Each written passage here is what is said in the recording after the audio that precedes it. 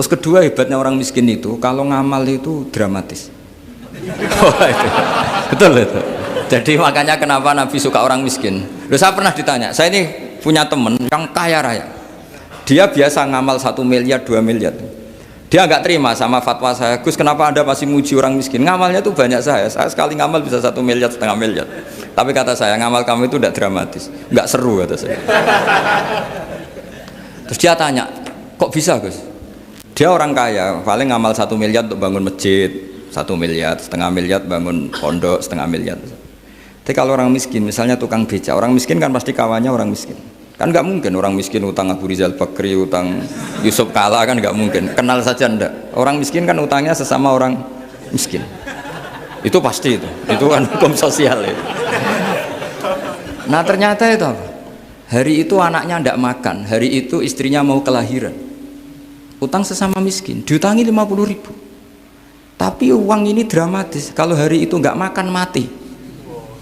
Artinya apa? Ada orang ngamal 1 miliar untuk bangunan, kadang aksesoris, yang satu ngutangi 50.000 tapi taruhannya nyawa. Nah sekarang menyelamatkan nyawa sama bangunan keren mana?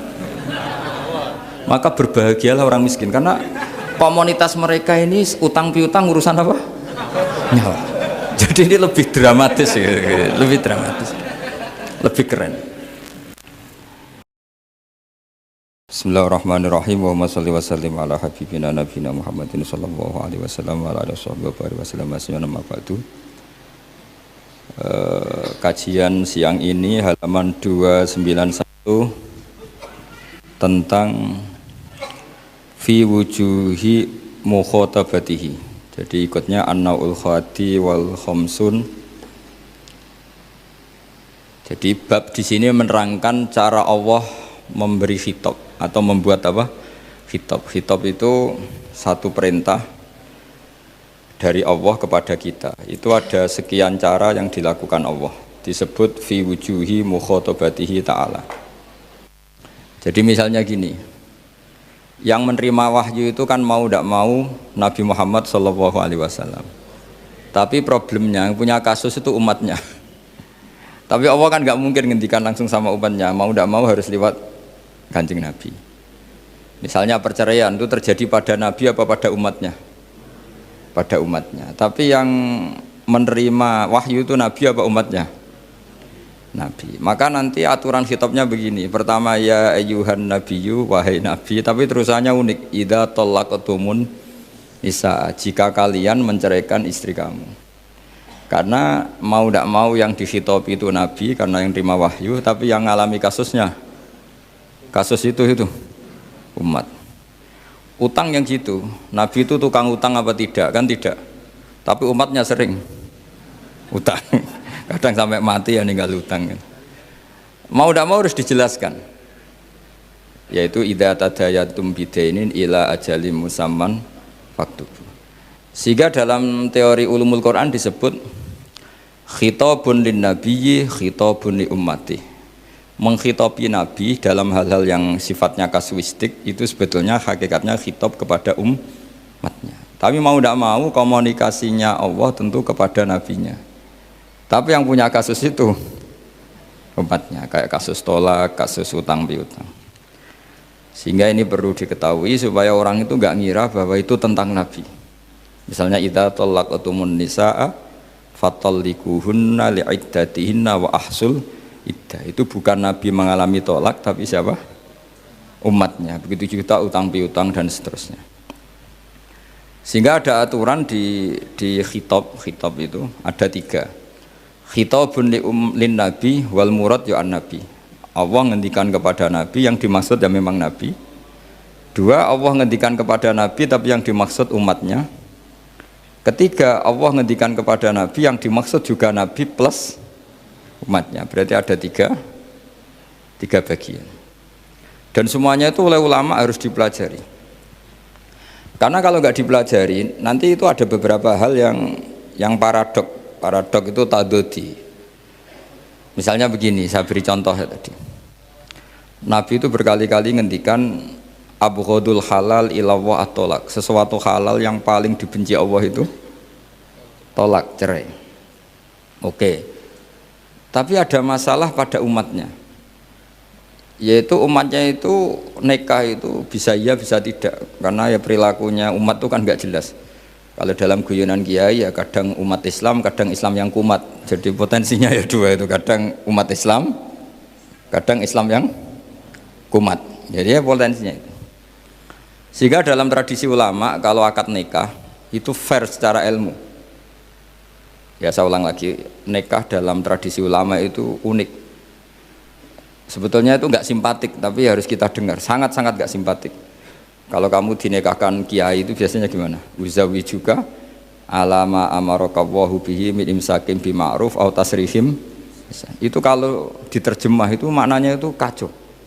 Kamu saya kawinkan dengan satu perjanjian. Kalau sebaiknya terus ya terus, kalau sebaiknya cerai ya cerai. Barokahnya orang tidak tahu bahasa Arab itu ya amin amin itu. Padahal itu kalimat itu sebenarnya agak kacau karena pertama nikah sudah uzawi juga alama amarakawahu bihi, saya kawinkan kamu sesuai panduan yang diperintahkan Allah. Panduannya orang nikah itu hanya dua tadi, min imsakim bima'ruf, kalau baik ya terus, au tasrihim bi ihsan, kalau tidak baik ya cerai. Hadirin bilang amin amin, terus ya sudah, terus qabil tu nikah wa taswija itu. Tapi itu ilmu. Islam itu agama yang pro ilmu. Jadi cocok tidak cocok, kalau itu satu potensi dibicarakan. Sehingga setiap khitab kepada Nabi itu terusannya ada kata fa'in tawallau.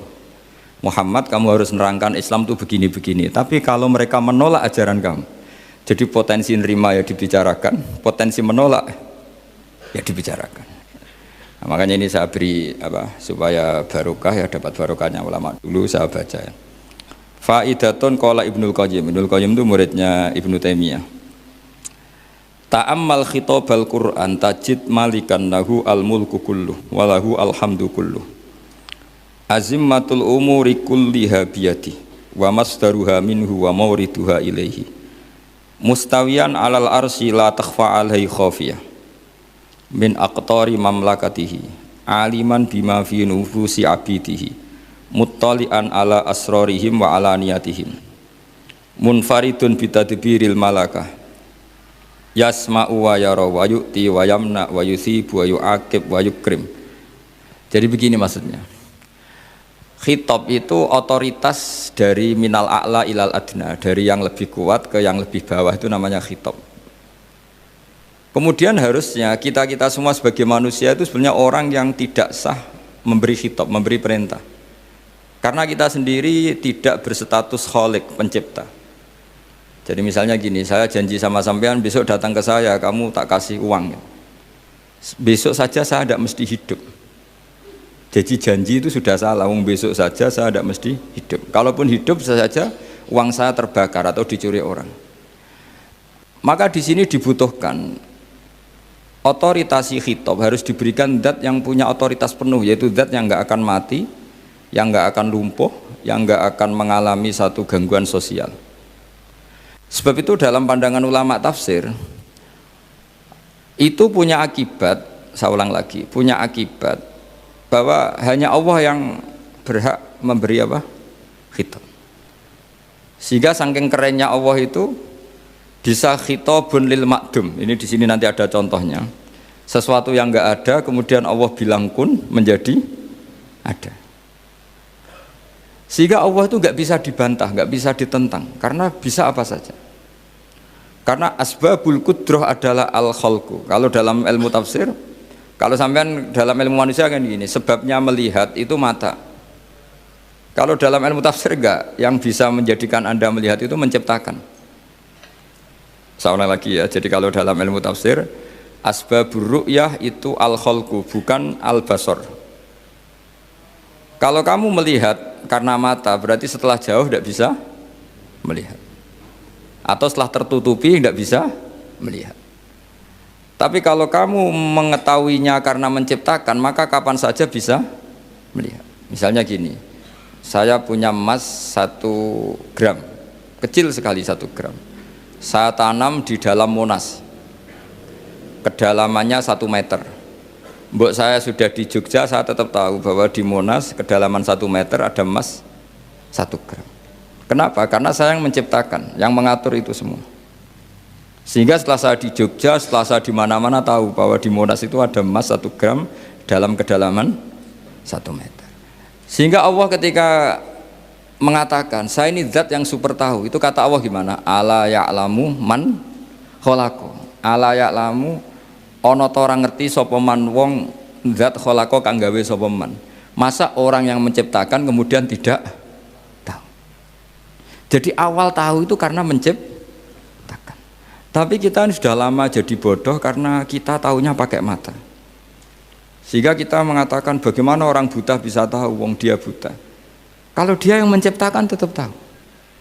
Tadi misalnya orang buta di kamar mandinya masang paku atau masang apa, dia tahu kalau di kamar mandi saya ada paku. Kenapa kok tahu? Karena yang masang saya. Nah, ini penting saya utarakan supaya nanti itu gampang analisis ayat-ayat berikutnya. Otoritas itu, otoritas khitab itu harus diciptakan dulu. Nah, baru setelah punya otoritas, saya ulang lagi, baru punya hak khitab. Nah sekarang enggak, para raja, para presiden, para dosen, para kiai itu sering melancarkan khitab, sementara dia enggak menguasai apa yang akan terjadi. Makanya Allah mengkritik kabura maktan indallahi antaqulu ma la tafalun. Itu salah besar ketika kamu seakan-akan memegang otoritas pada sesuatu yang sebenarnya kamu tuh enggak pernah melakukan, enggak pernah ikut menciptakan. Misalnya jong kowe nak nurut aku sok ben mesti uripmu kepenak. Otoritas itu dari siapa coba? Urip kepenak ya di luar wilayah kita, kehidupan besok juga di luar wilayah kita. Sampai kita kalau mau ke kuburan itu panduannya Nabi gimana kalau berdoa? Apa? Assalamualaikum daro qaumim mukminin wa inna insyaallahu bikum lahikun. Salam untuk kalian semua dan kita insya Allah suatu saat akan bertemu, insya Allah. Padahal mati itu adalah satu keharusan. Tapi kalau yang di kuburan itu orang mukmin, kita tidak ketemu lagi sama mereka jika kita mati kafir, karena nanti tempatnya beda. Yang satu alamatnya surga, yang satu alamatnya neraka. Maka kata ulama, kata insya Allah di situ adalah kita masih berharap mati dengan status yang sama, sehingga bisa ketemu.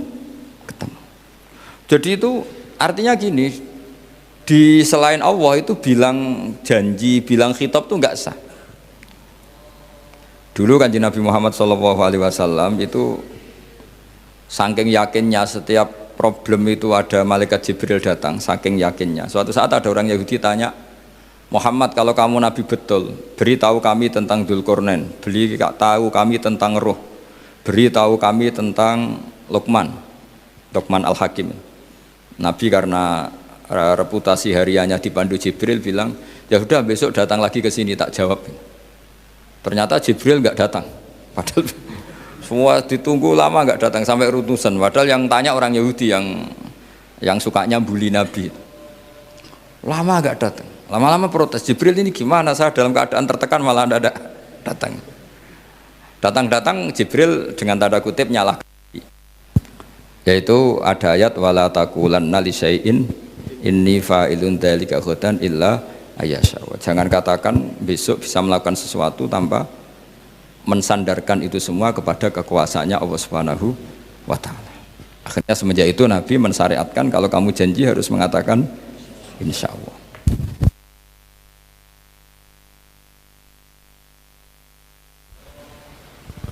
Ya, kenapa ini saya katakan penting? Karena nanti khitab di Quran itu supaya proporsional ya. Sekarang banyak orang memahami Quran tapi nggak mau mempelajari ilmunya apa?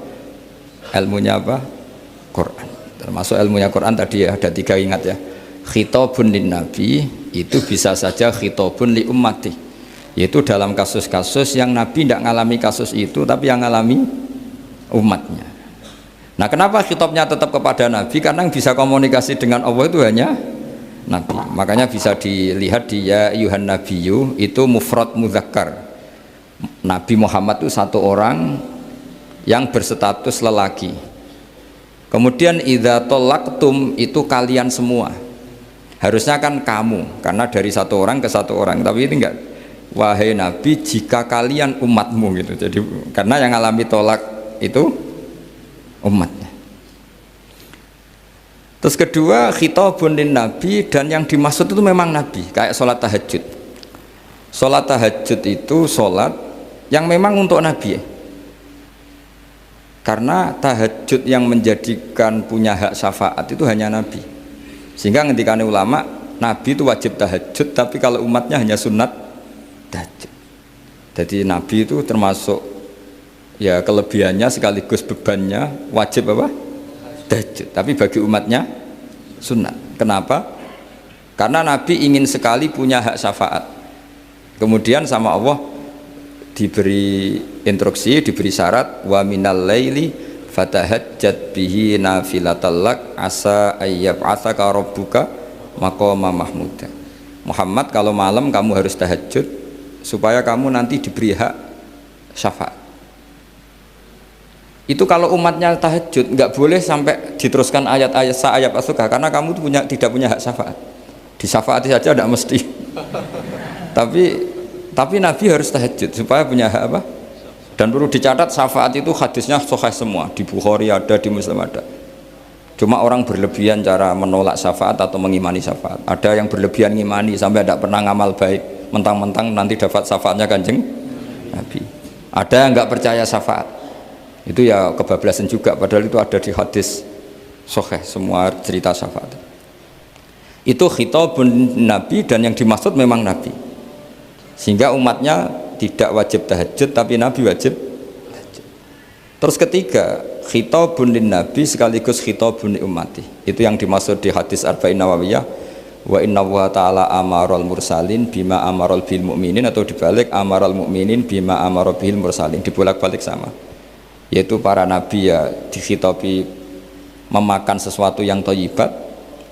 Para orang mukmin juga kena khitab memakan sesuatu yang apa? Thayyibat. Ini sama. Jadi ya ini ada tiga berarti ya, khitabun lin Nabi, tapi yang dimaksud umatnya. Khitabun lin Nabi yang dimaksud adalah Nabi saja. Terus ketiga, khitabun lin Nabi yang dimaksud plus umatnya. Nah, kajian seperti ini penting. Karena kesalahan Khawarij. Khawarij itu satu kelompok ekstrim yang tidak mengikuti Sayyidina Ali, juga gak mengikuti Sayyidina Muawiyah. Tidak ngikuti Ali, juga gak ngikuti Muawiyah, disebut Khawarij. Khawarij itu jamaknya Kharijah, dia keluar dari pikiran ala Sayyidina Ali, juga keluar pikiran dari Muawiyah. Di sini disebut dia khurut dari kata Khawarij, serba keluar, dia tidak ngikuti sana, tidak ngikuti sini, akhirnya disebut Khawarij. Nah, Khawarij itu orang yang berpikir sesuai kritik yang dilakukan Quran. Tapi mereka lupa bahwa yang punya otoritas kritik itu Allah. Karena yang kalau boleh sama-sama terganggu, kerajaannya itu hanya Allah. Gini saya beri contoh ya. Yang punya hak, ketika sepeda motor saya kamu pakai, yang punya hak menentukan itu gasap apa pinjam itu saya apa orang lain? Saya. Ketika yang pakai gak pamit itu teman akrab saya, atau anak saya, atau orang yang saya ridhoi, itu namanya gasap apa pinjem tidak pamit? Ya udah, ini harus jelas. Tadi pagi saya ngaji direktorat, saya bilang di fikih itu ada istilah ulima ridhohu, sesuatu tidak pamit formal tapi sudah diketahui ridhonya. Makanya di fikih ada bab namanya mu'atoh, tadi pagi saya terangkan ya. Di perdebatan fikih itu ada bab namanya apa? Mu'atoh. Mu'atoh dari kata ato yu'ati, mu'atotan, saling transaksi yang non verbal tapi maklum. Ya seperti kalau kamu marung itu contohnya, kalau kamu marung di kantin terus makan gedang goreng, itu nyuri apa beli? Coba jawab saja. Kalau dikatakan beli kamu belum bayar, kalau dikatakan nyuri terang-terangan. Coba kalau mbak-mbak milih mana, itu nyuri apa beli? Kalau beli belum bayar, kalau nyuri kok terang-terangan ya. Nggak nyuri apa beli?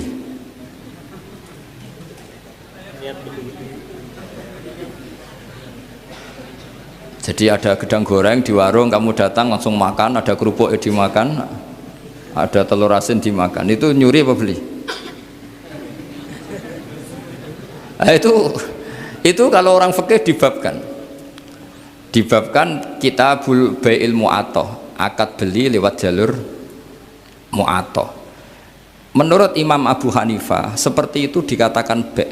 Beliau pakai dalil al-adat muhakamah, bahwa adat itu berposisi seperti hukum. Karena posisi di warung, maka ngambil di situ dianggap memulai akad jual beli. Tapi karena ini sesuatu yang potensi masalah, Imam Syafi'i mengatakan itu enggak baik, enggak sah. Karena nanti kalau asumsi kamu gedang goreng itu 1.000, ternyata diregani 5.000 kan mangkel. Nah itu resikonya di situ, ya kan? Tapi kalau misalnya itu dikatakan, makanya Imam Syafi'i mengatakan itu profesional. Itu namanya ghormu. Ketika Anda bayar 5.000 itu namanya tebusan kesalahan. Jadi Imam Syafi'i melihat itu tidak jual beli, tapi tebusan kesalahan. Sehingga kalau saya jadi hakim, misalnya pembeli bilang asumsi saya 1.000 Gus, terus kata baek, kata penjual, enggak Gus itu tak jual 5.000, saya harus memenangkan baek. Memenangkan siapa? Penjual. Karena penjual adalah pemilik gedang goreng itu, dan posisi yang makan adalah perusak barang orang lain. Gitu. Sehingga dimenangkan penjual, ya dimenangkan penjual. Kenapa dimenangkan? Karena cara berpikir fikih, karena dia yang punya otoritas itu, punya otoritas kepemilikan. Itu dalam fikih madzhab apa? Syafi'i. Nah, itu penting dalam analogi surga dan neraka. Orang Khawarij itu kalau ada orang dosa, itu dikatakan sudah tidak Islam lagi, dia sudah keluar dari Islam. Orang dosa itu wajib disiksa oleh Allah. Mereka bilangnya ya wajib. Dalam kelompok Islam itu ada kelompok namanya Khawarij, orang yang sangat ekstrim dalam berpikir. Dia mengkafirkan orang yang melakukan dosa apa? Besar, dihukumi kafir. Tapi pendapat ahli sunnah enggak, orang dosa besar ya dosa saja, tapi tidak usah dihukumi kafir. Kenapa? Cara berpikir ahli sunnah, surga neraka itu milik Allah. Kalau yang punya saja tidak apa-apa, ngapain ada yang ribet? Yang punya surga neraka itu Tuhan, dan Tuhan memanggil-manggil orang yang salah itu disuruh tobat. Anibu ila rabbikum, wahai hambaku yang berlebihan, yang masih dosa, ayo kembali ke saya. Kapan saja kembali ke saya tak terima. Sehingga dalam madzhab ahli sunnah, otoritas khitab, otoritas kepemilikan yang berhak ya yang punya, orang lain itu nomor 2. Sehingga tadi kalau Anda bawa kayak motor saya, dan Anda teman akrab saya, tidak pamit saya, kalau saya bilang itu nggak apa-apa ya nggak apa-apa, kalau saya bilang apa-apa ya apa-apa, nggak penting orang lain.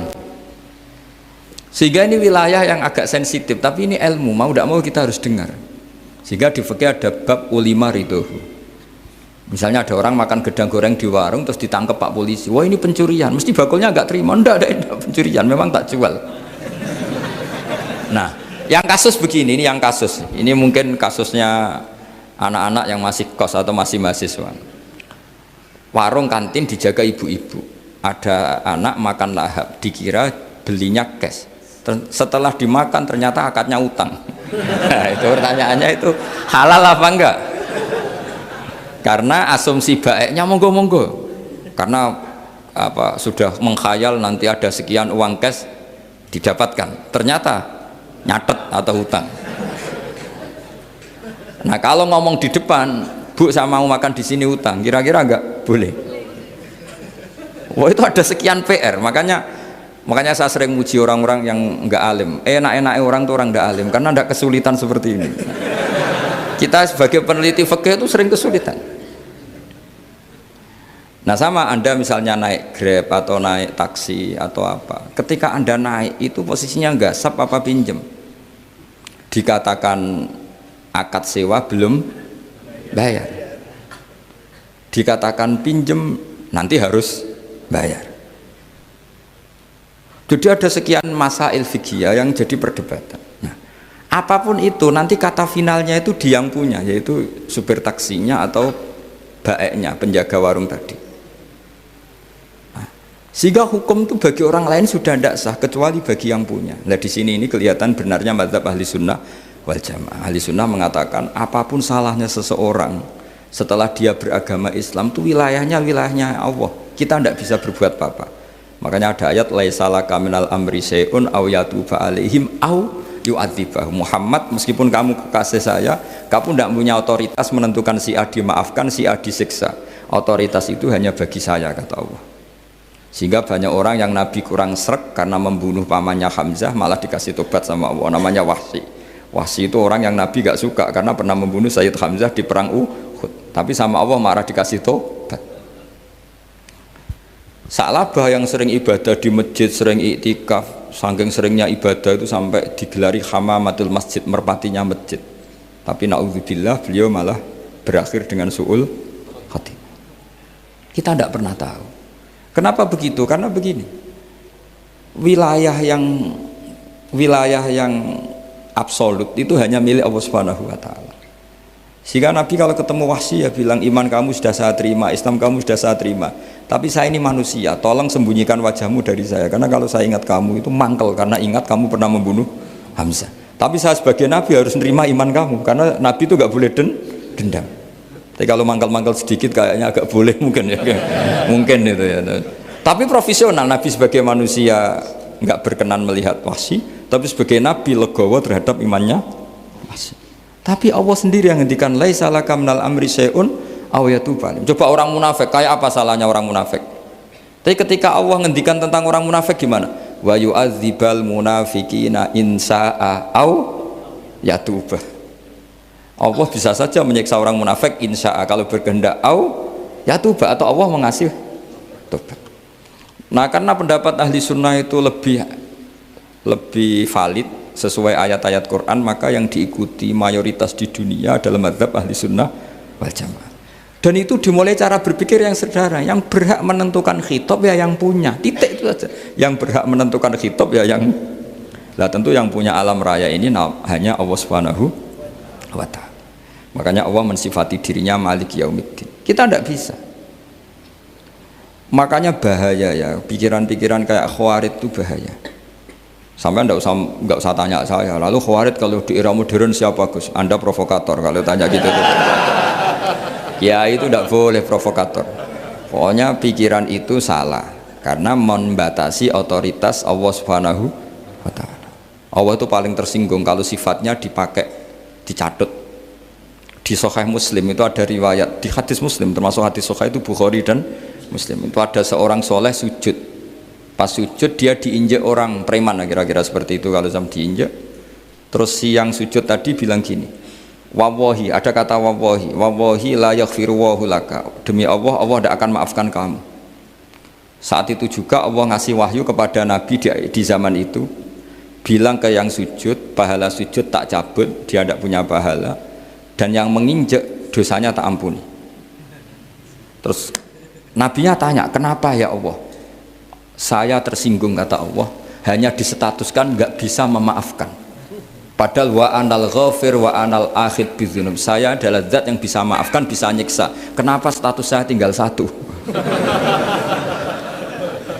Allah kan bisa kan, walillahi mulkus samawati wal ard, apa yaghfiru liman yasha wa yu'adzibu man yasha.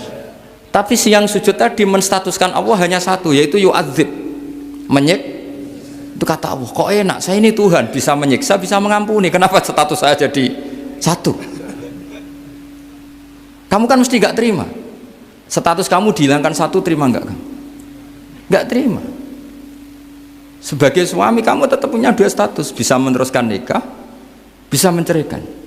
Coba status kamu tak ambil satu, nggak boleh menceraikan. Istri kamu gendut, walek, cerewet. Wah, posengnya bukan main itu. Sama mbak-mbak juga sama.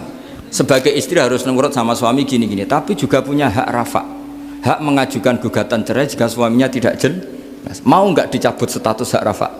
Nggak mau. Kalau punya suami walek, jelek, sengaja goda perempuan lain, itu kan. Nah, Allah itu punya status bisa memaafkan, juga punya status bisa menyiksa. Terus orang-orang yang sok soleh dengan tanda kutip itu kadang-kadang inginnya Allah tuh nyiksa terus sama musuhnya. Kalau sama dia memaafkan terus.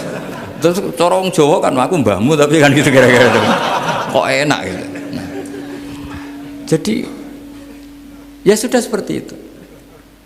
Lagi-lagi kata kuncinya apa? Beri otoritas itu hanya kepada Allah Subhanahu wa taala karena dia adalah pemilik otoritas sejati. Sehingga zaman Nabi siapa saja itu ya mungkin orang kayak apa dulu Khalid bin Walid. Perang Uhud kalah itu panglimanya orang kafir zaman itu siapa? Khalid bin Walid. Dan dia melakukan pembunuhan masif zaman itu. Tapi dia dikasih tobat. Namanya Khalid bin Walid. Tapi Sa'labah yang tukang di masjid kadang berakhir seperti itu. Ya sudah, akhirnya kita mau tidak mau ya sudah introspeksi. Sampai sesoleh apapun kita selalu diajarkan doa ya muqallibal qulub tsabbit qalbi ala dini. Karena kayak apa kalau hati kita dibolak-balik? Karena cara berpikir tentang Islam dan tentang ateis atau tentang kekafiran itu mirip satu visi. Makanya hati-hati mahasiswa karena senangnya berpikir sendiri. Kadang ngelantur kemana-mana. Saya beri contoh. Sampean kalau sekarang masih miskin berbahagialah. Karena miskin itu mudah jadi orang dermawan. Kalau orang sudah kaya itu ribet. Coba misalnya sampean jadi santri saya, tak contohkan. Biasanya santri kalau sama kiainya akan loyal. Kamu miskin punya ayam 2, tak minta 1 boleh enggak? Boleh, padahal itu 50%. Ya, terus punya uang 100.000, tak minta 50.000 kira-kira boleh enggak? Boleh, padahal itu 50%. Tapi kalau kamu kaya, punya uang 1 miliar, tak minta 500 juta, boleh enggak kira-kira? Padahal itu berapa? 50%. Gampang mana dermanya orang kaya sama orang miskin? Untuk mengamal 50, itu mahasiswa yang masih miskin-miskin, uangnya hanya 100.000, neraktir temannya habis nggak masalah. Padahal itu berarti 100%. Uangnya 50.000 diminta temannya dikasihkan semua. Padahal itu aset satu-satunya. Nah, Sa'labah itu cara berpikir gitu sehingga Allah tersinggung.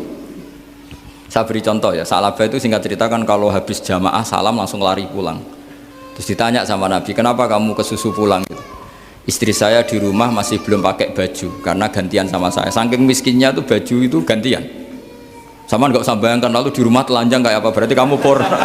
Kamu porno berarti tidak boleh.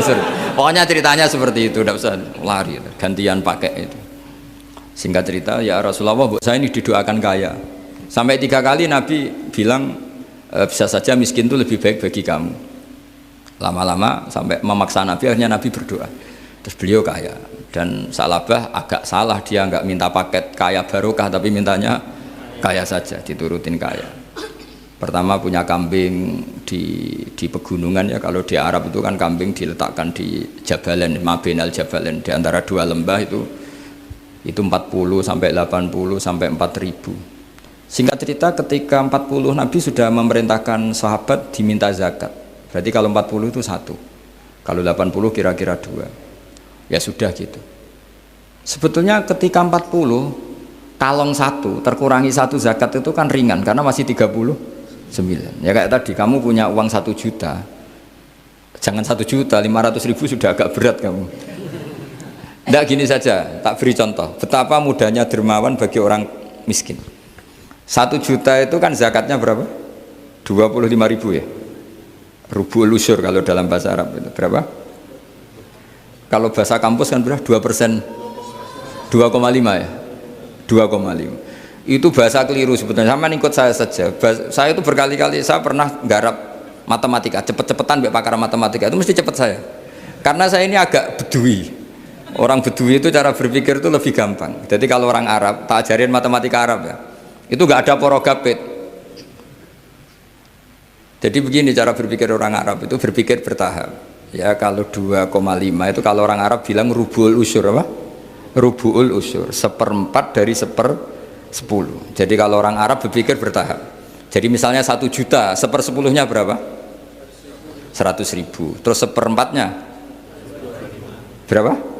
25.000. Jadi disebut rubul usyur, 1/4 dari 10. Jadi 1 miliar, cari 1/10-nya dulu, 100 juta. Terus 1/4-nya. Sehingga nggak usah porogapit ruwet. Jadi orang Arab kalau bilang 1/10 sama 1/20 itu tidak bisa. Karena nanti tidak ada porogapit. Orang Arab bilang al-usyur atau nisful usyur. Misalnya zakatnya apa itu zuruk, berarti 100, sepersepuluhnya berapa?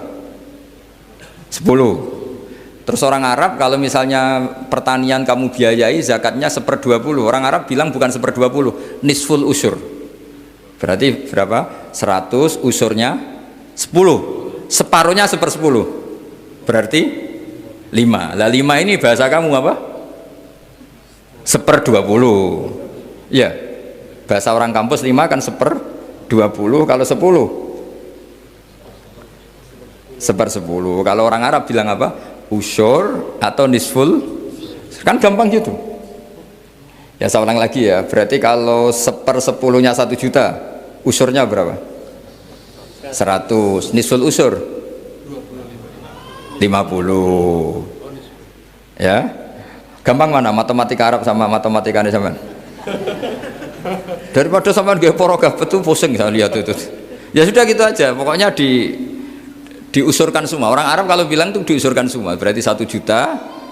Misalnya zakat mal kan 2,5, berarti 1 juta usur dulu, berarti 100.000. Lah zakatnya itu rubul usur, 1/4 dari 1/10 ya, di 1/10 dulu berarti 100, habis itu rubul usur 1/4 dari 1/10 berarti jadi gampang saja. 1 juta tulis saja langsung 100.000 usur, terus 1/4-nya 25. Gampang mana? Gampang lagi pakai kalkulator. Nah sekarang begini, kira-kira kalau kamu punya uang 1 juta diminta zakat 25.000, enteng nggak? Enteng. Biasa kan kita punya uang 1 juta naktir teman sampai habis 100.000, 200, enteng. Tapi kalau sudah 10 juta 10 juta berarti rubul usurnya berapa? 250. Kalau 1 miliar 25 juta. Wah itu sudah pikiran kamu kan bikin toko baru, bikin konter baru. Nah kalau 100 miliar berapa? 200. Nah sak labah ini ketika dimintai zakat ketika 40 enggak, masih kambing 40 enggak mau, 80 enggak mau, sampai hampir 4.000. Kalau 4.000 misalnya digawe rata-rata 51 aja, digawe bulat ya, berapa sebenarnya? Per 1.000 kan 20 ya kan? Per 1.000 kambing kalau dipakai 50 saja, per 1.000 kambing berapa? 20 kan? 20. Kalau 4.000 80. Kira-kira itu misalnya dipakai 50, apalagi itu 40 lebih banyak lagi. Akhirnya ngomentari sahabat yang disuruh Nabi ngambil zakat, wah ini tidak zakat, pemerasan, karena jumlahnya sudah signifikan. Maka kalau kamu ingin dermawan sekarang itu bisa dermawan 50%. Itu punya 2 ayam kurus lagi.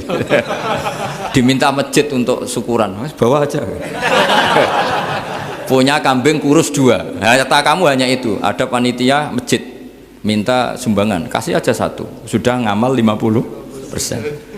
Tapi kalau punya sapi limusin 2 yang per 1 harganya 70 juta, kalau diminta 1 kan nilainya tetap 50%. Gampang mana orang miskin sama orang kaya ngamal? Orang miskin. Terus kedua hebatnya orang miskin itu kalau ngamal itu dramatis. Oh, itu. Betul itu. Jadi makanya kenapa Nabi suka orang miskin. Loh, saya pernah ditanya, saya ini punya teman yang kaya raya, dia biasa ngamal 1 miliar 2 miliar. Dia nggak terima sama fatwa saya, Gus kenapa Anda masih muji orang miskin, ngamalnya tuh banyak. Saya sekali ngamal bisa 1 miliar, setengah miliar. Tapi kata saya, ngamal kamu itu tidak dramatis, nggak seru kata saya. Terus dia tanya, kok bisa Gus? Dia orang kaya, paling ngamal 1 miliar untuk bangun masjid, 1 miliar, setengah miliar bangun pondok, setengah miliar. Tapi kalau orang miskin, misalnya tukang beca, orang miskin kan pasti kawannya orang miskin. Kan nggak mungkin orang miskin utang Abu Rizal Bakri, utang Yusuf Kala, kan nggak mungkin. Kenal saja ndak. Orang miskin kan utangnya sesama orang miskin. Itu pasti itu kan hukum sosial itu. Nah ternyata itu apa? Hari itu anaknya ndak makan, hari itu istrinya mau kelahiran. Utang sesama miskin, diutangi 50.000. Tapi uang ini dramatis. Kalau hari itu nggak makan mati. Artinya apa? Ada orang ngamal 1 miliar untuk bangunan, kadang aksesoris, yang satu ngutangi 50.000 tapi taruhannya nyawa. Nah sekarang menyelamatkan nyawa sama bangunan keren mana? Maka berbahagialah orang miskin karena komunitas mereka ini utang piutang urusan apa? Nyawa. Jadi ini lebih dramatis ya, lebih dramatis, lebih keren. Loh, makanya utang piutang orang miskin itu paling diabadikan Quran karena lebih keren, lebih keren. Karena nyawa apa? Loh saya ini kan termasuk kecil sudah kiai agak keren, sudah kiai agak mapan. Itu kalau orang-orang kaya nawarin saya paling Gus nggak ganti mobil, nggak ganti aksesoris mobil itu nggak keren. Al-Nadikan tetap ngamal pun nggak keren. Tapi kalau orang miskin, saya sering kan dengar cerita mereka orang itu ngeri. Kayak cerita yang diabadikan Quran itu, wa yu'thiruna ala anfusihim walau kana bihim khasasah. Itu Nabi ngumumkan saya punya tamu tapi hari ini saya tidak bisa hormat tamu. Ada sahabat yang usul, saya ya Rasulullah. Perlu dicatat dulu di Arab tuh nggak ada warung, nggak ada GoFood, nggak bisa kamu pesen online terus, wah nih nanti delivery gitu nggak bisa. Nah terus akhirnya datang ke rumahnya, datang istri saya ada makanan ada hanya untuk jatahnya bayi. Terus ya sudah bayinya kamu tidurkan supaya jatah itu dimakan tamunya Rasulullah. Tapi kan jatahnya orang satu, tamunya kan malu kalau nggak ada yang nemanin. Terus ya sudah lampunya dimatiin, pura-pura kamu nemanin. Wes yang satu ya ada piring sama sendok pura-pura nemanin, yang satu makan betul. Itu diabadikan Quran. Karena apa? Dramatis gitu. Sehingga pagi-pagi dia datang ke Nabi, kamu punya amal apa? Sehingga tadi malam ada ayat wa yu'thiruna ala anfusihim walau kana bihim khasasah. Mereka mengalahkan kepentingan dirinya sendiri meskipun punya kepentingan sendiri demi tamu tadi. Terus cerita dia, kita tamu tadi malam ya Rasulullah, yang saya sanggup menghormat sebenarnya saya tidak punya apa-apa, hanya jatah bayi. Itu aja dramatis, bayinya ditidurin dulu tapi tidak disuntik ganja, tidak ditidurin. Ditidurin biasa nanti kan, ditidurin biasa. Terus suami saya pura-pura nemani, lampu dimatikan. Nah mungkin tamunya saking laparnya gak penting mikir itu, yang penting makan aja. Jadi maka sebetulnya orang-orang miskin itu tidak usah hiru, wah itu orang kaya bisa ngamal masjid 1 miliar 2 miliar. Tetap ngamalnya ini sesuatu yang tidak mendesak. Tapi sesama orang miskin, kalau temannya minta tolong itu mesti dramatis. Istri mau kelahiran, kematian, kelaparan, pokoknya yang diselamatkan itu seru semua. Artinya gini ya, kalau miskin ya nikmati saja, itu ada peluang untuk menyalip pahalanya orang-orang. Tapi yang kaya ya tetap kaya. Kalau semuanya miskin, nanti yang miskin kerja di mana kalau semuanya miskin? Ya kembali ke tadi, ke ilmu khitab. Kalau ini tidak dipelajari, maka orang khawarid ini megang otoritas. Tidak bisa. Mereka nggak menguasai pintu surga maupun pintu neraka, nggak bisa. Mereka dengan seenaknya, tobatnya orang yang pernah gini nggak diterima. Tidak bisa. Wilayah yang nerima tidak itu wilayahnya Allah Subhanahu wa Ta'ala. Sehingga kita tetap berpendapat sesuai eksplisit yang ada di Quran. Walillahi mulkus samawati wal ardi. Apa? Yaghfiru liman yasha wa yu'adzibu man yasha. Sehingga nggak boleh kita pegang otoritas agama, nggak boleh. Kita hanya bisa menjelaskan. Kalau pegang nggak boleh. Misalnya saya dengan sampean surganya dulu mana? Bisa saja dulu jenengan. Kok bisa Gus? Iya kan? Mungkin wah keren ngaji tawaduk mau. Mungkin saya dari bab tawaduk keren sampean. Di bawah saya di atas. Di bab tawaduk keren sampean. Jika kalau surga kok jalurnya tawaduk, mesti dulu sampean. Karena sampean di bawah saya di atas. Tapi saya nanti protes sama Allah. Protesnya gini, posisi saya diperintah ya, gayanya mereka duduk di bawah, tapi merintahkan saya supaya mau mengajar. Jadi nggak ada sopan-sopannya karena mereka merintah ya, terutama di PPAI ya, oh itu nggak sopan sekali karena merintah. Sehingga kalau yang dipandang, makanya masyhur itu kan, ada wali itu yang satu jadi wali karena sholat di shaf awal. Keren kan, shaf awal fadilahnya utamanya kan luar biasa. Yang satu kalau sholat tuh di belakang terus, tapi juga jadi wali. Yang depan agak protes, ya Allah kenapa ini jadi wali padahal sholatnya di belakang. Jawabannya lucu yang di belakang. Kenapa? Saya itu malu. Saya ini masih banyak dosa, banyak salah kok di depan. Kok kayak suci sendiri aja. Jadi kalau kamu sowan sama raja atau sama kiai, yang paling depan itu kan yang kepedean. Dia milih yang belakang, jadi sopan nasi agak terlalu dekat gitu. Orang itu tidak pernah tahu. Kadang-kadang Allah itu kita tidak pernah tahu. Andai kan boleh dibahasakan, kita tidak pernah tahu cara berpikir Tuhan. Jadi Allah itu zat yang mau, ya itu tadi otoritasnya penuh. Makanya saya pernah cerita di mana-mana, di kitab-kitab yang saya baca itu ada 2 orang yang ahli neraka, sudah di neraka. Ini sekaligus ijazah, saya ulang lagi sekaligus ijazah, bisa dipraktekkan nanti itu. Setelah itu 2 orang ini dipanggil ke surga sama Allah. Allah itu tanyanya ya aneh, enak di neraka? Ya udah enak di neraka. Ya gak enak di neraka kok ditanya enak enggak ya gak enak. Ya sudah kembali lagi ke neraka. Lari kencang-kencang, lari menuju neraka. Lari. Sama Allah dipanggil lagi. Loh, kenapa kamu semangat? Ya Allah, saya ini kapok, saya ini trauma. Dulu ketika engkau perintah, saya ini lelet sekali. Disuruh sholat lelet, disuruh zakat lelet. Maka ini jenengan perintah saya semangat supaya nggak ngulang kesalahan yang sama. Akhirnya sama Allah dipanggil. Ya sudah di surga aja, di surga. Karena semangat lari menuju neraka. Maka ini ijazah nanti kalau di mahsyar ya, kamu dipanggil, ayo masuk neraka, harus apa? Semangat. Harus semangat. Oke Gusti, semangat. Lah repotnya kalau nggak dipanggil lagi. Akhirnya barokahnya semangat itu dia di surga. Kita tidak pernah tahu cara berpikir Tuhan, nanti kan boleh dibahasakan seperti itu. Yang satu, ayo kembali lagi ke neraka. Tolah gitu. Jalan noleh lagi. Sampai itu gak semangat noleh lagi. Terus ditanya sama, kenapa kamu tolah gitu? Saya tidak pernah ngira ya Allah ketika engkau panggil di surga, kemudian engkau kembalikan lagi ke neraka. Ya sudah kamu di surga saja. Barokahnya husnudzon.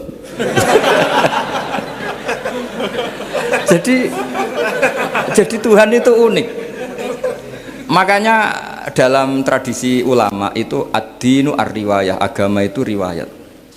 Sebagian diredaksikan inna hadzal ilma dinun fanzuru amman ta'khuduna dinakum. Agama ini, ilmu ini agama, maka lihat riwayatnya. Karena kita tidak pernah tahu cara berpikir Tuhan. Kita harus mengikuti riwayat yang diutarakan Rasulullah SAW. Karena kita tidak pernah tahu. Kayak tadi ada orang diinjek, kita mesti kan terprovokasi ingin bela yang sujud menyalahkan yang injek. Tapi ketika yang sujud mencatut nama Tuhan, Allah tidak akan memaafkan kamu. Itu Tuhan tersinggung karena sifatnya direduksi satu, diambil satu, disembunyikan satu. Loh, ada kan dia begini mungkin malah Allah maklumi. Saya tidak akan maafkan kamu. Enggak apa-apa Allah, kan saya. Kan tidak mencatut namanya Allah. Selama hidup saya tidak akan maafkan kamu. Allah nggak akan tersinggung. Karena dia sebagai manusia tentu punya dendam, punya rasa mangkel, punya emosi. Tapi kalau ketika bilang Allah tidak akan maafkan kamu, berarti dia mencatut statusnya Allah. Dan Allah disifatkan hanya satu dari sifatnya Allah, yaitu hanya sifat menyiksa. Padahal Allah punya sifat memaafkan. Ini hati-hati bagi orang-orang soleh, orang-orang yang terlalu berpikir keras dalam Islam, nggak boleh seperti itu. Masyhur itu kan, ada satu perkampungan yang sering secara masif terstruktural mau menghabisi Nabi, yaitu namanya kampung Usoyyah, Ro'lan sama Zakwan. 3 kampung ini sering koalisi mau menghabisi Nabi, sampai Nabi sering kunut nazilah, Allahumma an Ro'lan wa Zakwan wa Usoyyat asad Allah wa Rasulah. Sering dipasutkan gitu, tapi Allah malah menurunkan wahyu, Muhammad kamu tidak boleh intervensi saya seperti itu, bisa saja mereka dapat hidayah. Semenjak itu Nabi meninggalkan kunut nazilah. Terus dan sebagian ulama mengatakan itu awal diturunkannya ayat laisalaka minal amri syai'un au yatuba alaihim au yu'adzibahum. Jadi ini sekaligus lagi-lagi ini bab khitab. Jadi ya seperti kita punya, makanya orang itu tetap donga ya muqallibal qulub tsabbit qalbi ala dini, karena otoritas itu bagi yang punya.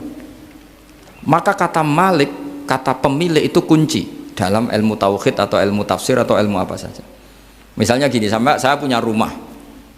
Saya punya rumah yang ruangan depan itu ruang tamu, tentu dapat perlakuan khusus. Sering steril, sering bersih, bahkan dihias pakai bunga, pakai macam-macam. Ruangan tengah biasa, ruangan belakang buat buangan sampah, buat WC, buat macam-macam. Sah apa enggak? Sah. Kenapa? Karena saya pemiliknya.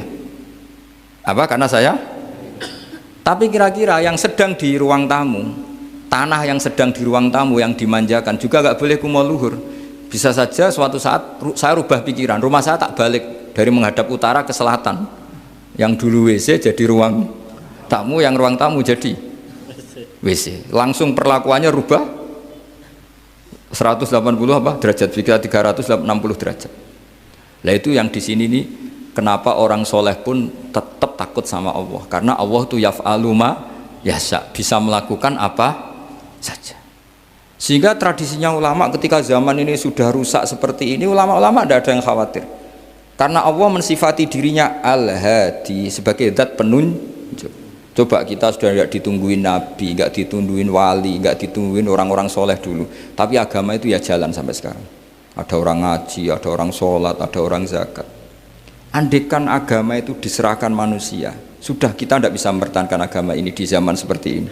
Tapi karena Allah itu Al-Hadi, zat yang memberi petunjuk, dan sifat Allah Ta'ala pasti tata'atsaru bi khalqih, pasti ada akibatnya di makhluk. Seperti Allah mensifati dirinya Ar-Razzaq, yang memberi rizki. Buat zaman buyut-buyut perang dijajah Belanda ya tetap makan, ya tetap kawin. Kadang istrinya banyak padahal zaman jajan Belanda. Kita nggak dijajah aja susah. Dulu itu babah kamu istrinya 1 atau 2, buyut-buyut kamu banyak yang 2 padahal miskin. Karena Allah mensifati dirinya Ar-Razzaq. Mbok keadaan kayak apa orang tetap dapat rizki. Begitu juga Allah mensifati dirinya Al-Hadi. Mbok keadaan dunia rusak kayak apa tetap ada yang dapat hidayah. Jadi kamu tidak usah khawatir terhadap agama ini, karena Allah mensifati dirinya apa? Al-Hadi, zat yang memberi petunjuk. Kayak apa Amerika, kayak apa Korea. Saya itu pernah di Korea, katanya negara ateis. Di sana TKI yang nyari uang, ternyata di sana itu bikin masjid. Coba kalau Allah menghendaki, di Korea ada masjid. Karena bikin masjid nggak boleh, kalau nyewa boleh. Jadi Korea itu ada satu aturan kayak di Jepang, kayak di umumnya negara maju. Yang sudah fungsi sosial itu tetap sosial, nggak boleh menambah yang baru. Jadi kalau dari gereja dibeli masjid boleh, tapi kalau tanah lapang dipakai masjid nggak boleh karena ngurangi tanah. Tapi kalau dari gereja jadi masjid boleh, dari bar untuk masjid boleh, dari pantai asuhan jadi masjid boleh. Pokoknya yang fungsi sosial. Saya pernah ngaji di masjid itu, bawahnya bar, atasnya gereja, atasnya lagi masjid. Kadang ya balik masjid dulu, bar, baru gereja. Karena memang yang sudah kawasan sosial ya kawasan publik ya untuk publik. Kita tidak pernah mengira kalau di sana ada tauhid. Tapi Allah itu Al-Hadi, apa? Allah itu Al-Hadi. Sehingga ya delala ada orang Indonesia kerja di sana, terus nuraninya tersiksa kalau tidak ada tempat sujud. Akhirnya mereka urunan bikin masjid. Itu banyak yang santri saya sering ngaji saya. Ya saya ulang lagi ya. Jadi cara mikir khitab sama Allah gitu dulu ya. Enggak boleh kamu berpikir khawarid yang membatasi kekuasaan atau hidayatnya Allah Subhanahu wa Ta'ala. Karena kita tidak pernah tahu. Sa'labah ngomong gitu itu masalah besar. Karena mengatakan kekasihnya Allah itu pemungli. Karena tadi, wah ini tidak zakat lagi tapi apa? Pungli. Ini apa? Pemerasan. Karena tadi jumlahnya sudah sekitar 4.000, zakatnya kan banyak sekali. Makanya saya mohon, saya model di UI itu setuju kalau zakatnya dimulai dari kecil lebih ringan. Misalnya kita gaji 1 juta dipotong 25.000 kan ringan. Tapi kalau gaji kamu 1 miliar kan mendingan untuk bayar supir, buat yang jaga gudang, kan mesti pikir aja sudah macam-macam daripada dipakai zakat. Ya, jadi diantara menganalisis Quran adalah apa? Dudukkan Allah sebagai malikul umur kulliha, yang menguasai semua urusan. Tapi kalau kita apapun hebatnya hanya sebagai ulama, hanya sebagai mufti, hanya sebagai kiai, itu tidak punya otoritas. Sehingga misalnya banyak kan, misalnya anak yang kita cintai, kita modali malah bangkrut, yang tidak kita modali malah kaya, karena urusan tidak di tangan kita tapi di tangan Allah Subhanahu wa Ta'ala. Masjid juga gitu, masjid yang dikelola secara sehat, ramai jamaahnya gini-gini, itu dikelola oleh manajemen. Ada masjid yang kelihatannya sepi, jamaahnya ya sedikit apa, tapi kadang-kadang diridhoni Allah. Kenapa? Karena masjid itu nggak menjadi problem sosial bagi komunitasnya. Saya beri contoh, masjid ramai tentu baik, nggak perlu saya ceritakan, karena masjid ramai itu ya mesti baik. Masjid yang banyak jamaahnya tentu baik, itu nggak usah dibicarakan. Tapi ada beberapa masjid yang sepi, tapi Allah itu suka. Kenapa? Karena lembaga agama itu nggak boleh mengganggu sistem sosial. Jadi kita tidak pernah tahu cara berpikir Nabi. Yaitu banyak kan sahabat habis sholat duhur ba'diyah di masjid, qobliyah di masjid. Apa kata Nabi? La taj'alu buyutakum kuburan, cung nak apik aja mbok entek-entekno ning masjid. Omam ya bagai keapian. Rumah kamu jangan jadikan kuburan. Jadi sholat sunatnya di masjid, ba'diyahnya di masjid. Pulang-pulang tanya, "Mah, makannya di mana?" Terus marah-marah karena kurang disediakan makanan. Kan lucu kan? Di masjid qobliyah, ba'diyah, pulang-pulang tanya apa? Makanan. Tersinggung lagi kalau belum disediakan. Akhirnya apa? Anak-anak kita yang kecil kenangan melihat bapaknya itu apa? Bapak itu orang yang kalau dari masjid tanya makanan dan marah kalau tidak kesampaian. Coba kalau kamu datang dari masjid sholat, kenangan anak kamu apa? Bapak itu orang yang kalau datang dari pergi sholat. Sehingga kenangan anak-anak kita ini melihat kita sholat sujud di rumah. Sehingga Nabi membahasakan apa? Jangan jadikan rumah kamu sebagai kuburan, kasih jatah sholat. Sehingga ulama mengatakan jamaah itu paling baik itu di masjid untuk jamaah fardu. Untuk sholat sunat beberapa malah sebaiknya di rumah. Sehingga saya ini sebagai kiai ya sering bingung. Bingungnya kadang ada orang terlalu overacting, ingin masjidnya ramai sehat. Yang satu enggak. Saya ini sering dipamiti. Ya saya akhirnya bingung. Bingungnya ya barokahnya ngalim itu bingung. Kalau nggak ngalim malah nggak bingung. Karena ya sudah harus gitu. Sampai tak beritahu ya. Nabi awal ngendikan itu ju'ilat lanal ardu kulluha masjidan. Semua tanah Allah itu hakikatnya masjid. Apalagi ini rumah kita. Anak kita biar menyaksikan saat kita sujud, saat kita baca Quran, saat kita ngaji. Kalau semua ini di masjid, kemudian Anda di rumah taunya makanan, menuntut ngopi, menuntut kenangan di keluarga kita kurang baik. Makanya Nabi membahasakan apa? La taj'alu buyutakum kuburon. Jangan jadikan rumah kamu sebagai kuburan. Apalagi ada pepatah lagi, al-ummu madrasatul ula. Ibu adalah madrasah pertama. Coba kalau kita ngajarin Quran di rumah, ya tentu masjid ya tetap ada kegiatan, tapi jangan sampai mematikan rumah. Sehingga kita sebagai ulama itu ada masjid rame ya seneng, ada masjid setengah rame ya nggak apa-apa, asal efeknya menyebar ke masyarakat. Jadi ramenya masjid ya baik, tidak rame kalau yang rame ibadah di rumah-rumah juga baik. Maka dulu zaman Nabi Musa malah istilahnya waj'alu buyutakum qiblata wa aqimus sholat. Jadikan rumah kamu sebagai kiblat, sebagai tempat ibadah. Coba kenangannya Nabi kalau sholat malam itu di rumah apa di masjid? Di rumah. Sehingga Aisyah punya kenangan sampai hatta waromat qodamau, sehingga kakinya Nabi bengkak. Dan Nabi alami saja. Kamu kira Nabi sholat punya kayak anak-anak sekarang kan yang kayak ada ruang sholat. Ternyata hanya dipasang sajadah sama tasbih, nggak pernah dipakai. Kalau Nabi enggak, yang dipakai Sayyidah Aisyah itu ya tempat sholat. Sehingga kata Aisyah, Nabi itu sholat di tempat tidur saya. Kalau Nabi sedang berdiri, kakiku tak selonjorkan. Kalau Nabi sujud, kakiku tak ingkretkan. Ya di tempat Sayyidah Aisyah tidur itu. Nabi sholat. Pas berdiri kan berdirinya Nabi lama, Aisyah selonjor. Pas Nabi mau sujud, kakinya diingkretkan. Segampang itu Nabi. Akhirnya apa? Kenangannya Aisyah sebagai istri itu doa-doa tahajud, doa-doa. Coba kalau Nabi tahajudnya di masjid, Sayyidah Aisyah tidak punya kenangan doa-doa apa? Tahajud. Sehingga kita harus ngikuti ngaji. Sehingga kalau nuruti teori ya, sholat itu ibadah. Sebaiknya kalau ibadah ya di tempat ibadah. Tidak seperti itu cara pandang. Kata Nabi, semua buminya Allah adalah saksi kita ketika ketemu Allah. Semakin saksi itu banyak, maka semakin baik. Maka kalau sholat sunat, kesunatannya itu pindah-pindah tempat. Tapi ya jangan terlalu habis di sini terus pakai mobil ke sana gitu. Iya, kalau pas di perempatan ada orang cantik nggak jadi diterusin nanti.